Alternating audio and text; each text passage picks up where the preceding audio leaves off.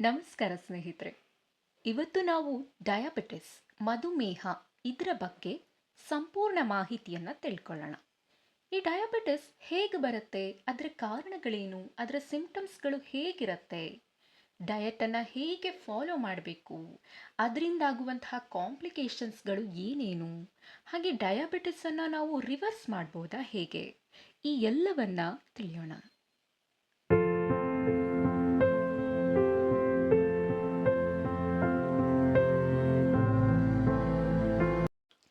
Diabetes ಮಧುಮೇಹ ಅಂದರೆ ಇನ್ನು ಸಿಂಪಲ್ ವೇ ಹೇಳೋದಾದರೆ ನಮ್ಮ ದೇಹದಲ್ಲಿ ಬ್ಲಡ್ನ ಶುಗರ್ ಲೆವೆಲ್ ಹೆಚ್ಚಾಗೋದು. ಇದು ಯಾಕಾಗತ್ತೆ? ಒಂದು ವೆಹಿಕಲ್ ಮುಂದೆ ಹೋಗಬೇಕು ಅಥವಾ ಅದು ಕೆಲಸ ಮಾಡಬೇಕು ಅಂದರೆ ನಾವು ಅದಕ್ಕೆ ಪೆಟ್ರೋಲು ಡೀಸೆಲು ಹಾಕಬೇಕಾಗತ್ತೆ. ಹಾಗೆ ನಮ್ಮ ದೇಹ ದಿನನಿತ್ಯ ಕೆಲಸ ಮಾಡಬೇಕು ಅಂದರೆ ಇಟ್ ನೀಡ್ಸ್ ಎನರ್ಜಿ. ಅದಕ್ಕೂ ನಾವು ಫ್ಯೂಯಲ್ ಹಾಕಬೇಕಾಗತ್ತೆ. So glucose is our body fuel. ನಾವು ಪ್ರತಿದಿನ ತಿನ್ನುವಂತಹ ಆಹಾರ, ಹಾಲು, ಹಣ್ಣು, ಅನ್ನ, ಚಪಾತಿ ಇದೆಲ್ಲವೂ ನಮ್ಮ ದೇಹದಲ್ಲಿ ಗ್ಲೂಕೋಸ್ ಆಗಿ ಪರಿವರ್ತನೆ ಆಗುತ್ತೆ. ಆ ಗ್ಲೂಕೋಸಿಂದ ನಮಗೆ ಎನರ್ಜಿ ಸಿಗತ್ತೆ. ಈ ಗ್ಲೂಕೋಸ್ ಎನರ್ಜಿಯಾಗಿ ಕನ್ವರ್ಟ್ ಆಗಲಿಕ್ಕೆ ಇನ್ಸುಲಿನ್ ಅನ್ನುವ ಹಾರ್ಮೋನ್ ಬೇಕಾಗತ್ತೆ. ಈ ಇನ್ಸುಲಿನ್ ಹಾರ್ಮೋನನ್ನು ಪ್ಯಾಂಕ್ರಿಯಸ್ ಅನ್ನುವ ನಮ್ಮ ದೇಹದ ಒಂದು ಆರ್ಗನ್ ತಯಾರಿಸುತ್ತೆ. ಈ ಇನ್ಸುಲಿನ್ ಒಂದು ಡೋರ್ ಕೀನ ಹಾಗೆ ಗ್ಲೂಕೋಸನ್ನು ಸೆಲ್ಸ್ ಒಳಗೆ ಸೇರಿಸಿ ಅದನ್ನು ಎನರ್ಜಿಯಾಗಿ ಕನ್ವರ್ಟ್ ಮಾಡುತ್ತೆ. ಆದರೆ ಡಯಾಬಿಟಿಸ್ ಇದ್ದಾಗ ಇನ್ಸುಲಿನ್ ಸರಿಯಾಗಿ ಕೆಲಸ ಮಾಡೋದಿಲ್ಲ ಅಥವಾ ಅದು ಸರಿಯಾಗಿ ಉತ್ಪತ್ತಿನೇ ಆಗಲ್ಲ. ಇದರಿಂದ ಗ್ಲೂಕೋಸ್ ಸೆಲ್ಗಳ ಒಳಗೆ ಹೋಗದೆ ನಮ್ಮ ಬ್ಲಡ್ನಲ್ಲಿ ಶುಗರ್ ಲೆವೆಲ್ ಹೆಚ್ಚಾಗತ್ತೆ. ಡಯಾಬಿಟಿಸ್ ಪ್ರಪಂಚದಲ್ಲಿ 537 ಮಿಲಿಯನ್ ಜನರಲ್ಲಿ ಇದೆ. ಇಂಡಿಯಾದಲ್ಲಿನೇ ಸುಮಾರು 10 ಕೋಟಿ ಜನರಿಗೆ ಡಯಾಬಿಟಿಸ್ ಇದೆ. ಪ್ರತಿ ವರ್ಷ 20% ಹೆಚ್ಚು ಕೇಸಸ್ಗಳು ಡಿಟೆಕ್ಟ್ ಆಗ್ತದೆ. ಹಾಗಿದ್ರೆ ಡಯಾಬಿಟಿಸ್ ಬರೋದಕ್ಕೆ ಕಾರಣಗಳೇನು? ಡಯಾಬಿಟಿಸ್ ಬರಲಿಕ್ಕೆ ಮುಖ್ಯವಾದ ಕಾರಣ ನಮ್ಮ ಲೈಫ್ ಸ್ಟೈಲ್ ಆಗಿರುತ್ತೆ. ನಮ್ಮ ದಿನದ ರೂಟೀನ್, ನಮ್ಮ diet, food habits, lack of physical activity, ದಿನನಿತ್ಯದ ಸ್ಟ್ರೆಸ್ ಆಗಿರಬಹುದು, ಅನ್ಹೆಲ್ದಿ ಫುಡ್ ಹ್ಯಾಬಿಟ್ಸ್ಗಳಿಂದ ಬಂದಂತಹ ಒಬೇಸಿಟಿ, ನಮ್ಮ ಸ್ಲೀಪಿಂಗ್ ಪ್ಯಾಟ್ರನ್ಸ್, ಹಾಗೆ ನಮ್ಮ ಜೆನೆಟಿಕ್ಸ್ ಸಹ ಒಂದು ಕಾರಣ ಆಗಿರಬಹುದು. Diabetes symptoms are very mild. ಅವುಗಳನ್ನು ಪ್ರಾರಂಭದಲ್ಲಿ ಸ್ಪಾಟ್ ಔಟ್ ಮಾಡಲಿಕ್ಕೆ ಕಷ್ಟ ಆಗುತ್ತೆ. ಡಯಾಬಿಟಿಸ್ನಲ್ಲಿ ಒಂದಷ್ಟು ಮೇಜರ್ ಸಿಂಪ್ಟಮ್ಸ್ಗಳನ್ನು ಹೇಳೋದಾದರೆ, ಹಸಿವು ಜಾಸ್ತಿ ಇರುತ್ತೆ, ಪದೇ ಪದೇ ಬಾಯಾರಿಕೆ ಆಗ್ತಾ ಇರುತ್ತೆ, ವಿಷನ್ ಸಮಸ್ಯೆಗಳು ಕಂಡುಬರುತ್ತೆ, blurness of the eyes, frequent urination ಇರಬಹುದು, ಎಕ್ಸ್ಟ್ರೀಮ್ ಆಗಿ ಸುಸ್ತಾಗ್ತಾ ಇರುತ್ತೆ, ಗಾಯಗಳು ಬೇಗ ಮಾಯೋದಿಲ್ಲ. ಇನ್ನು ಪುರುಷರಲ್ಲಿ ಎರೆಕ್ಟೈಲ್ ಡಿಸ್ಫಂಕ್ಷನ್, ಪೂರ್ ಮಸಲ್ ಸ್ಟ್ರೆಂತನ್ನು ನೋಡಬಹುದು. ಹಾಗೆ ಮಹಿಳೆಯರಲ್ಲಿ UTI, ಯೂರಿನ್ ಇನ್ಫೆಕ್ಷನ್ ಪದೇ ಪದೇ ಆಗ್ತಾನೆ ಇರುತ್ತೆ, ಡ್ರೈ ಇಚ್ಚಿ ಸ್ಕಿನ್ ಇರುತ್ತೆ, ಸ್ಕಿನ್ ಡಿಸೀಸ್ಗಳನ್ನು ನೋಡಬಹುದು. ಈ ರೀತಿಯ ಒಂದಷ್ಟು ಸಿಂಪ್ಟಮ್ಸ್ಗಳನ್ನು ಡಯಾಬಿಟಿಸ್ನಲ್ಲಿ ಸ್ಪಾಟ್ ಔಟ್ ಮಾಡಬಹುದು.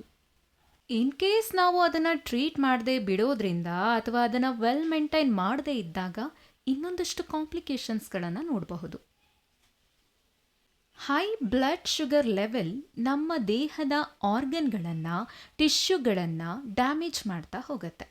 ಆದ್ದರಿಂದ heart diseases, stroke, vision loss, hearing loss, depression, dementia, retinopathy, neuropathy, food damage ಇಂತಹ ಕಾಂಪ್ಲಿಕೇಶನ್ಸ್ಗಳನ್ನು ನಾವು ನೋಡಬಹುದು. ಆದರೆ ಯಾರು ಹೆಲ್ದಿ ಲೈಫ್ ಸ್ಟೈಲನ್ನು ಫಾಲೋ ಮಾಡ್ತಾರೆ, ಶುಗರ್ ಲೆವೆಲ್ಸನ್ನು ಕಂಟ್ರೋಲಲ್ಲಿ ಇಡ್ತಾರೆ, ಅವರು ಈ ಕಾಂಪ್ಲಿಕೇಶನ್ಸ್ಗಳಿಂದ ಪಾರಾಗ್ತಾರೆ.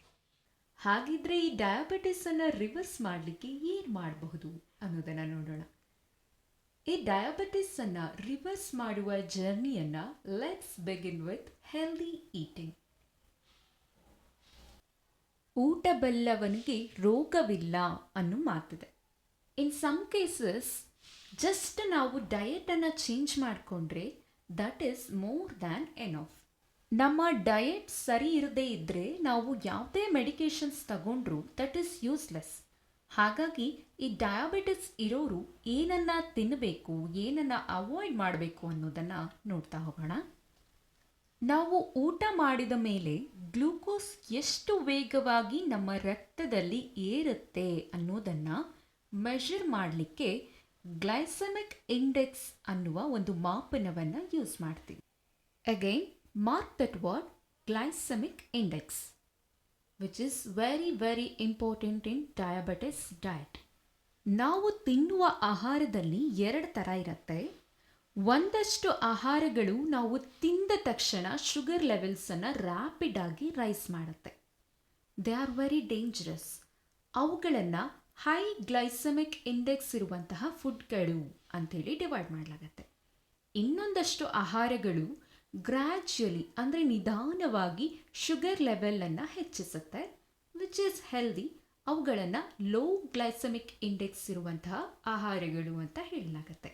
ಸೊ ಡಯಾಬಿಟಿಸ್ ಪೇಷಂಟ್ಸ್ಗಳು ಯಾವಾಗಲೂ ಲೋ ಗ್ಲೈಸೆಮಿಕ್ ಇಂಡೆಕ್ಸ್ ಇರುವಂತಹ ಆಹಾರಗಳನ್ನು ತಿನ್ನಬೇಕಾಗತ್ತೆ. White rice, maida, sabudana, refined sugar, refined oil ಇವುಗಳೆಲ್ಲ ಹೈ ಗ್ಲೈಸೆಮಿಕ್ ಇಂಡೆಕ್ಸ್ ಇರುವಂತಹ ಫುಡ್ಗಳು. ಇವುಗಳನ್ನು ನೀವು ಕಂಪ್ಲೀಟಾಗಿ ಅವಾಯ್ಡ್ ಮಾಡಬೇಕಾಗತ್ತೆ. ಇನ್ನು starchy vegetables like potatoes, corns, beetroot, ಭೂಮಿಯ ಕೆಳಗೆ ಬೆಳೆಯುವಂತಹ ತರಕಾರಿಗಳಾಗಿರ್ಬೋದು, ಹಣ್ಣುಗಳಾಗಿರ್ಬೋದು, ಇವನ್ನ ಅವಾಯ್ಡ್ ಮಾಡಬೇಕು. Watermelon, pineapple, over ripe ಆದಂಥ ಯಾವುದೇ ಹಣ್ಣುಗಳಿದ್ರೂ ಅವುಗಳು ಹೈ ಗ್ಲೈಸೆಮಿಕ್ ಇಂಡೆಕ್ಸನ್ನು ಹೊಂದಿರುತ್ತೆ. ಈ ರೀತಿಯ ಫುಡ್ಗಳನ್ನು ನೀವು ಅವಾಯ್ಡ್ ಮಾಡಬೇಕಾಗತ್ತೆ. Grapes, mangoes, chikoos, custard apples, bananas ಇವುಗಳಲ್ಲಿ ಶುಗರಿ ಕಂಟೆಂಟ್ ಜಾಸ್ತಿನೇ ಇರುತ್ತೆ. ಹಾಗಾಗಿ ಇವುಗಳನ್ನು ಅವಾಯ್ಡ್ ಮಾಡಬೇಕು. Sugar cane juices, fresh fruit juices ಹಾಗೆ ಯಾವುದೇ ಕೋಲ್ಡ್ ಬೆವರೇಜಸ್ ವಿತ್ ಶುಗರ್ ಇರುವಂಥದ್ದನ್ನು ಕಂಪ್ಲೀಟಾಗಿ ಅವಾಯ್ಡ್ ಮಾಡಿ.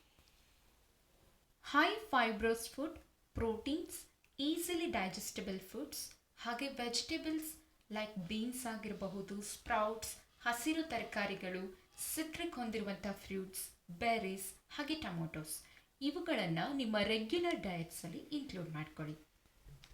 ಕಾಂಪ್ಲೆಕ್ಸ್ ಕಾರ್ಬೋಹೈಡ್ರೇಟ್ಸ್ ಅಂದರೆ ಹೋಲ್ ಗ್ರೈನ್ಸ್, ಈ ಸಿರಿಧಾನ್ಯಗಳು ಒಂದಷ್ಟು ಗ್ರೈನ್ಸ್ಗಳನ್ನು ಒಟ್ಟಾಗಿ ಕೂಡಿಸಿ ಸೇವಿಸೋದ್ರಿಂದ ಅವುಗಳು ಕಾರ್ಬೋಹೈಡ್ರೇಟ್ಸನ್ನು ಕಾಂಪ್ಲೆಕ್ಸ್ ಮಾಡುತ್ತೆ. ಅದು ಲೋ ಗ್ಲೈಸೆಮಿಕ್ ಇಂಡೆಕ್ಸನ್ನು ಹೊಂದಿರುತ್ತೆ. ಹಾಗಾಗಿ they are very healthy. So ನೀವು ಸಿರಿಧಾನ್ಯಗಳನ್ನು ಯೂಸ್ ಮಾಡ್ಬೋದು. ಇನ್ನು ಹಾಗಲಕಾಯಿ, ಬೆಂಡೆಕಾಯಿ, ನೇರಳೆ ಹಣ್ಣು ಇವುಗಳು ಆಂಟಿಬಯೋಟಿಕ್ ಪ್ರಾಪರ್ಟಿ ಹಾಗೆ ಬ್ಲಡ್ ಗ್ಲೂಕೋಸ್ ಲೋವರಿಂಗ್ ಎಫೆಕ್ಟನ್ನು ಹೊಂದಿರುತ್ತೆ. ಹಾಗಾಗಿ ಇದನ್ನು ನೀವು ರೆಗ್ಯುಲರ್ ಆಗಿ ಬಳಸಬಹುದು. ಲೋ ಕ್ಯಾಲೋರಿ ಇರುವಂತಹ ಫುಡ್ಗಳನ್ನು ನಿಮ್ಮ ದಿನನಿತ್ಯದ ಊಟದಲ್ಲಿ ಬಳಸಬೇಕಾಗತ್ತೆ. ಇನ್ ಬಿಟ್ವೀನ್ ಮೀಲ್ಸ್ ಲೆಮನ್ ವಾಟರನ್ನು ಕುಡಿಯೋದನ್ನು ಅಭ್ಯಾಸ ಮಾಡಿಕೊಳ್ಳಿ. ಮೆಂತ್ಯ ಕಾಳುಗಳನ್ನು ರಾತ್ರಿ ನೀರಿನಲ್ಲಿ ನೆನೆಸಿ ಬೆಳಗ್ಗೆ ಎದ್ದು ಅದನ್ನು ಸೇವಿಸೋದ್ರಿಂದ ನಿಮ್ಮ ಬ್ಲಡ್ ಶುಗರ್ ಲೆವೆಲ್ ಕಮ್ಮಿ ಆಗತ್ತೆ. ಆದ್ದರಿಂದ ಇದನ್ನು ನೀವು ಡೈಲಿ ರೂಟೀನಲ್ಲಿ ಇನ್ಕ್ಲೂಡ್ ಮಾಡ್ಕೊಳ್ಳಿ. ಕೆಲವೊಮ್ಮೆ high blood sugar level leads to loss of fluid in our body. ಹಾಗಾಗಿ ನಮ್ಮ ಸ್ಕಿನ್ ಡ್ರೈ ಆಗಲಿಕ್ಕೆ ಶುರುವಾಗತ್ತೆ. ಆ ಕಾರಣದಿಂದ ಪ್ಲೆಂಟಿ ಆಫ್ ವಾಟರನ್ನು ದಿನನಿತ್ಯ ಸೇವಿಸಬೇಕಾಗತ್ತೆ. ಇದಿಷ್ಟು ಡಯಾಬಿಟಿಕ್ ಪೇಷಂಟ್ಸ್ಗಳು ಏನನ್ನು ತಿನ್ನಬೇಕು, ಏನನ್ನು ಅವಾಯ್ಡ್ ಮಾಡಬೇಕು ಅನ್ನುವಂಥದ್ದನ್ನು ನೋಡಿದ್ದಾಯಿತು. ಇನ್ನು ನಮ್ಮ ಡಯಾಬಿಟಿಸನ್ನು ರಿವರ್ಸ್ ಮಾಡುವ ಜರ್ನಿಯ second step is more important, that is physical activity. Diabetic ಪೇಷಂಟ್ಸ್ಗಳು ಯಾವಾಗಲೂ ಫಿಸಿಕಲಿ ಆ್ಯಕ್ಟಿವ್ ಹಾಗೆ ಪ್ರೊಡಕ್ಟಿವ್ ಆಗಿ ಇರಬೇಕಾಗತ್ತೆ. ಅವರ ದಿನನಿತ್ಯದ ಮಾರ್ನಿಂಗ್ ಮತ್ತು ಈವ್ನಿಂಗ್ ರುಟೀನಲ್ಲಿ 30 minutes of walking must and should include ಆಗಿರಬೇಕು. Because that is the safest way to burn your calories. ಅದಲ್ಲದೆ ದಿನನಿತ್ಯ ಎಕ್ಸಸೈಸ್ ಮಾಡೋದು ತುಂಬ ಇಂಪಾರ್ಟೆಂಟ್ ಆಗುತ್ತೆ. ಎಕ್ಸಸೈಸ್ ಮಾಡೋದ್ರಿಂದ ನಿಮ್ಮ ಮಸಲ್ಸ್ಗಳು ಇನ್ಸುಲಿನ್ ಅವಶ್ಯಕತೆ ಇಲ್ಲದೇ ಗ್ಲೂಕೋಸನ್ನು ಅಬ್ಸರ್ವ್ ಮಾಡಿಕೊಳ್ಳುತ್ತೆ. ಹಾಗೆ ಬೆಳಗಿನ ಜಾವದಲ್ಲಿ ಆಸನಗಳನ್ನು ಮಾಡೋದನ್ನು ರೂಢಿ ಮಾಡಿಕೊಳ್ಳಿ.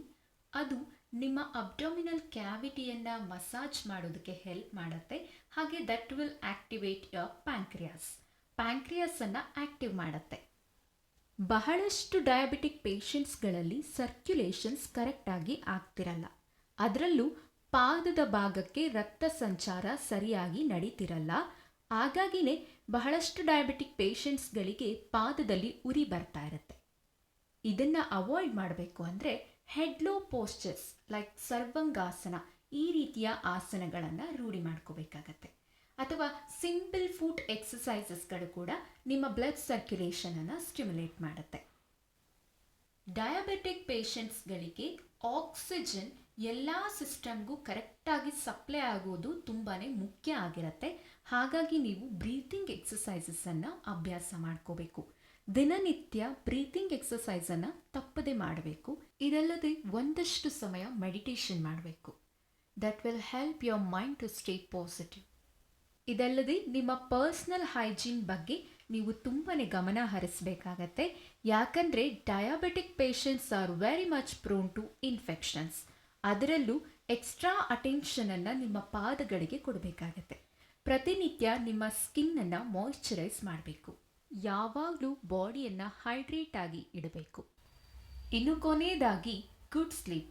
It is very very important. ಯಾಕಂದರೆ only through rest your body can heal itself. ಹಾಗಾಗಿ ದಿನನಿತ್ಯ ಒಳ್ಳೆಯ ನಿದ್ದೆ ಬಹಳಷ್ಟು ಇಂಪಾರ್ಟೆಂಟ್ ಆಗುತ್ತೆ.